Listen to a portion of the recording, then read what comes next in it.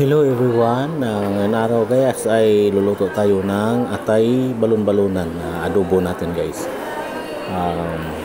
Yun natin ngayon na isipan na lutuin dahil tagal na tayo hindi nakapagluto ng atay balon-balunan. Ayan sa guys, mayroon tayong atay balon-balunan. Yan, nilinis natin ng maigi guys. Tapos yung puso niya biakin natin kasi nastakan ng dugo yan. Yun ang bibigay ng lansa sa atin. Lulutuin kung hindi natin matatanggal yung dugo na yan. Kailangan susunin natin yung nakabilog yan kasi na istakan ng dumi ng kanyang guys ng kaling sa balon-balunan.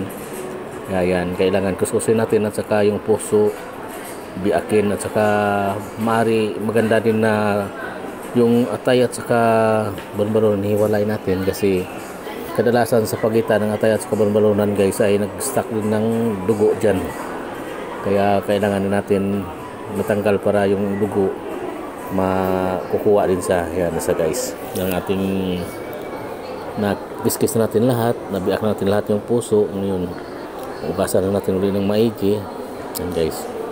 Panghiwalay ko yung mga lanit-lanit dyan para malinis yung ating pagkaluto guys. Yan, tinatanggal ko yung mga puti-puti na medyo madulas-dulas kasi yun ang pangit sa atin pagluluto ng ating ulam, madulas.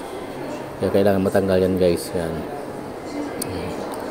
ang mga busisiin natin ng maigi kasi naistakan ito ng dumi niya. Kaya yan guys, after lang natin nalinis, magsimula na tayo ng gisa-gisa guys. Yan, yun ang ating inihanda na panggisa-gisa.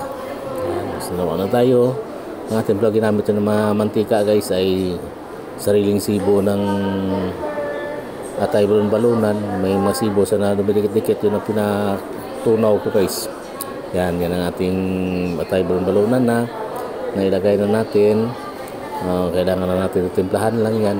May sili tayo na 4 na piraso, 2 sigang, 2 labuyo para silbi natin panghang guys.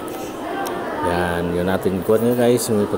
Pinatuyo-tuyo natin yung pagkaluto para masarap sa mawala yung lansa.